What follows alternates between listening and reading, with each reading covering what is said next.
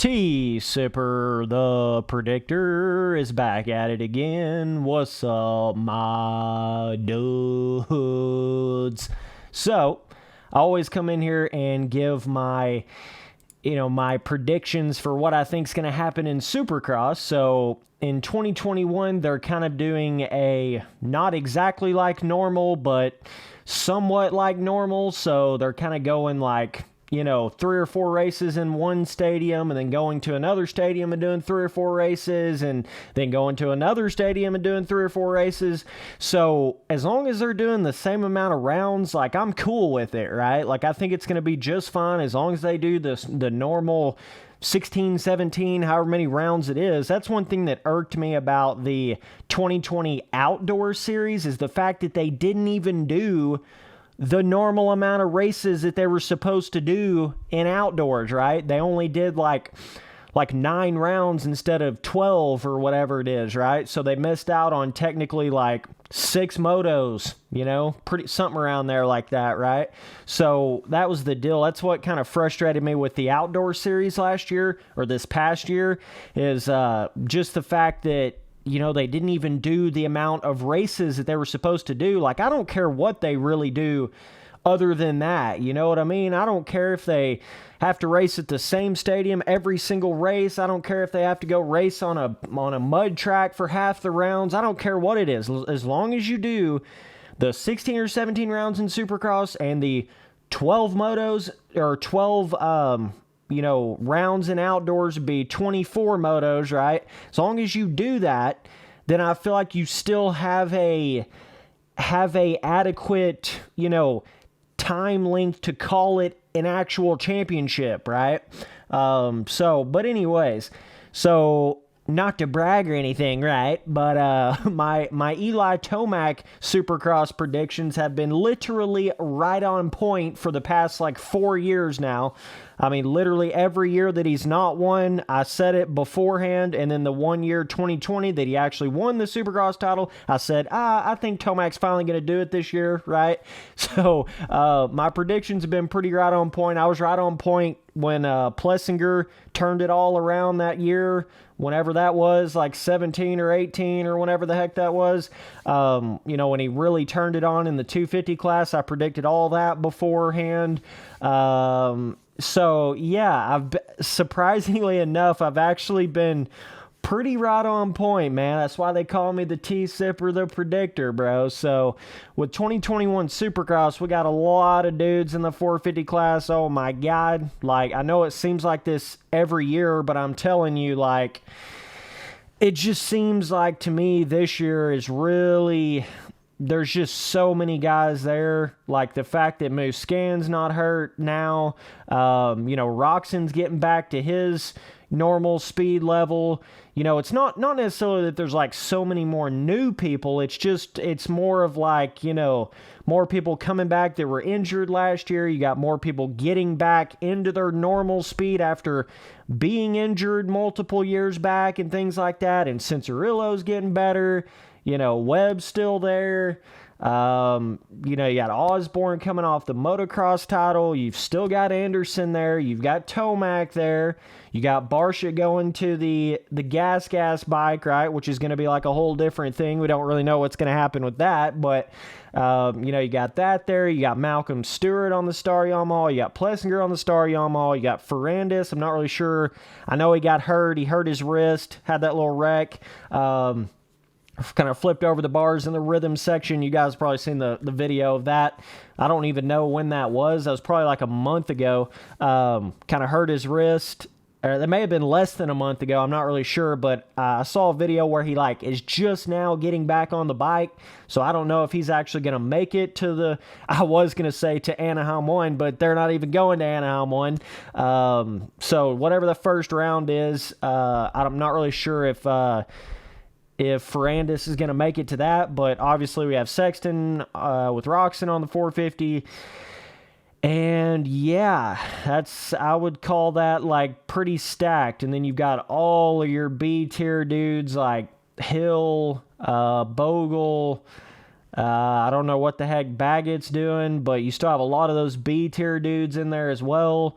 I think Reedy finally fully retired, so I don't guess we're getting him back. So yeah, quite a few guys there.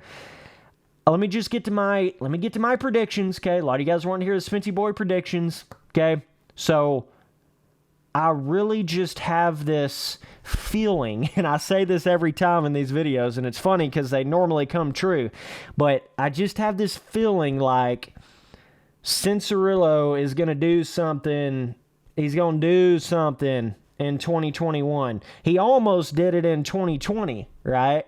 He was really close to doing it in 2020. Really, really good in Supercross on the 450 right out of the gate. Second place, damn near won the first race on the 450, right? And done really good through the Supercross season. Then I think he got hurt, right? Had a little mistake there. But then come back in outdoors and did really good in outdoors on the 450. So I don't think you're going to see this like where Cianciarulo has to go through all these years to like learn the 450 or whatever, you know. I don't think you're going to see that. And of course, he took a lot more time in the 250 class than a lot of these guys do. So he's got the Webb experience level, even though he's just now on the 450. You know what I mean? I mean, when you really think about it, that's the way it is. He just took more time on the 250 because of all the injuries and stuff like that. So, but I think you're going to see big things out of Cianciarulo. I have this feeling like Tomac is not going to do it again. I don't know. I just have that feeling like there's just too many fast younger dudes just starting to hit their prime now. You know, it was like, I feel like Tomac kind of had his chance there, you know. He had his chance over the past 3 and 4 years, right? And he kind of blew it quite a few times. Finally got one in 2020, but I feel like now it's like Tomac's kind of going out the door, and you've got Cianciarulo, Webb, those kind of guys. Osborne, you know, he could be really good in Supercross this year. You know, you got all 3 of those dudes I think are going to be the ones that you're really going to start seeing more up towards the front. I think Roczen's probably going to win a race or two. I don't really think he's going to win the title. He may shock me. As far as Barcia, I don't know, man. It's kind of funny how Barcia can't get his Anaheim 1 3-peat now. That's kind of shitty. But yeah, I mean, I know a lot of people like going crazy. Oh my God, Barcia's going to tear him up on that gas and shit like that. I mean, Barcia's been doing this thing where he's like really good the first 2 or 3 rounds, and then he just falls off the face of the earth.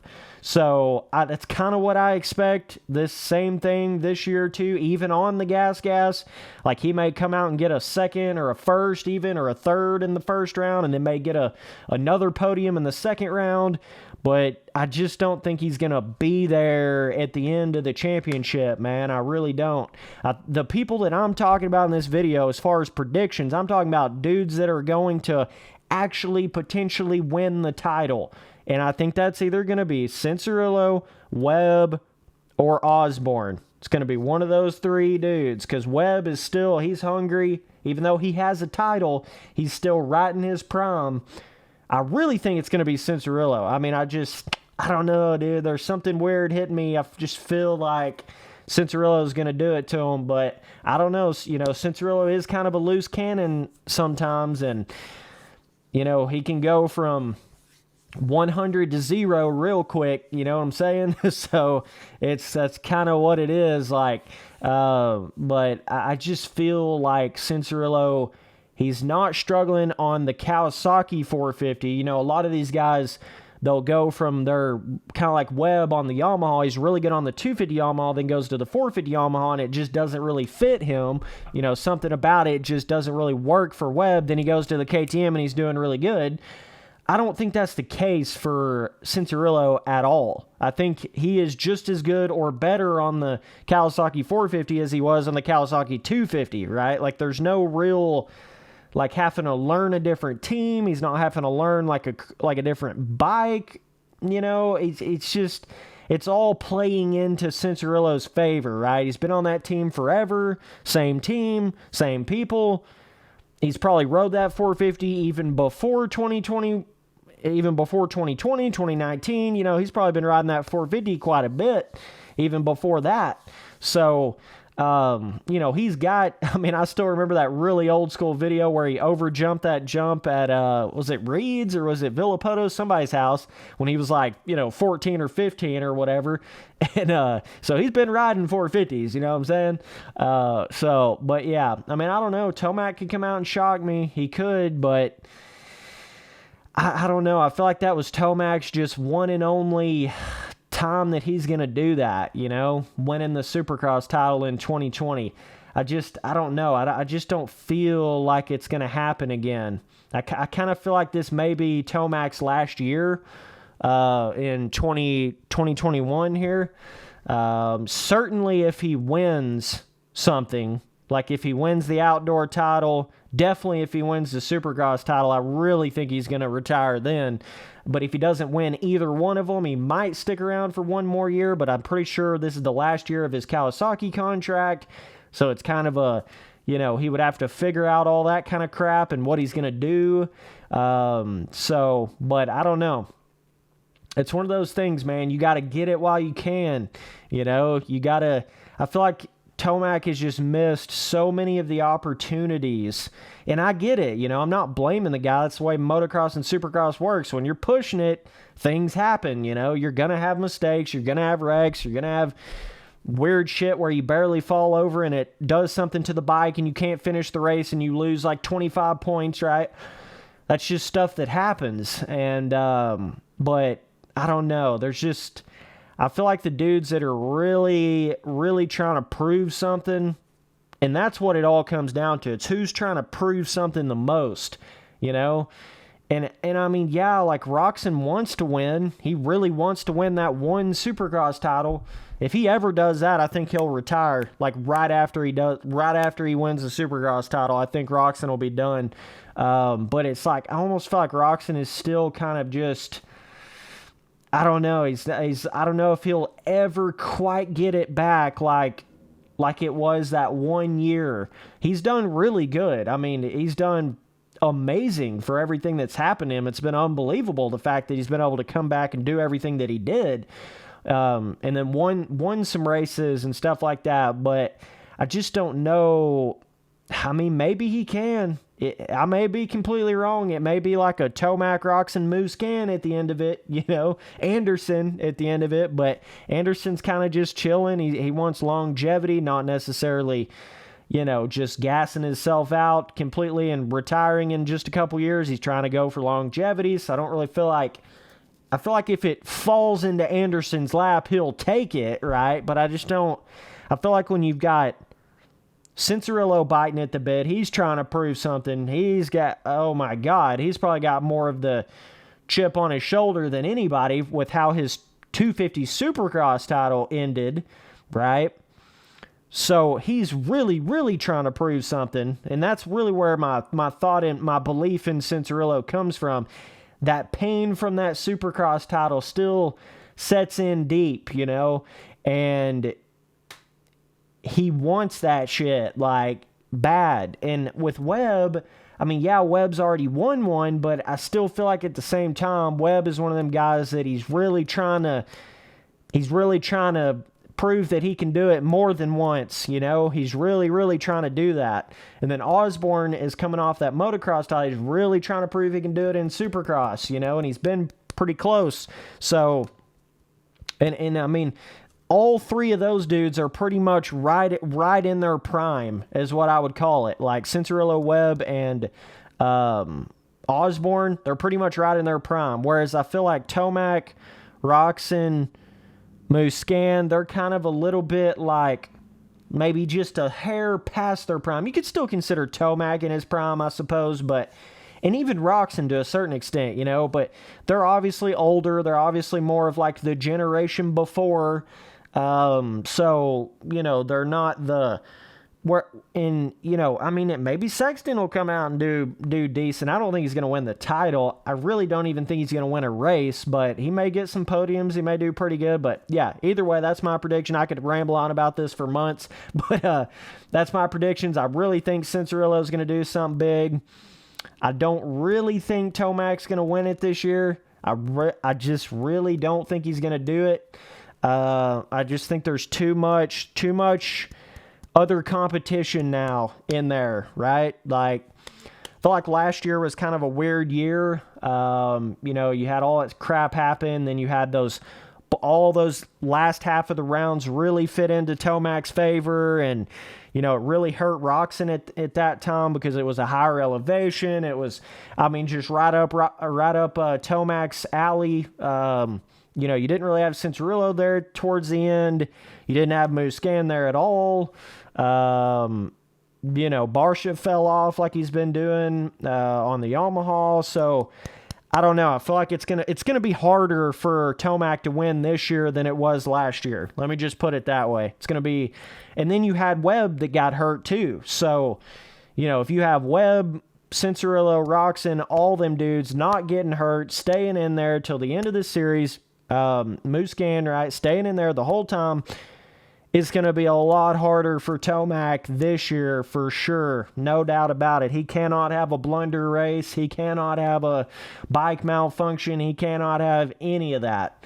It's going to be one of those, like, if you ever have worse than a 10th, like, you're not going to win the title, period.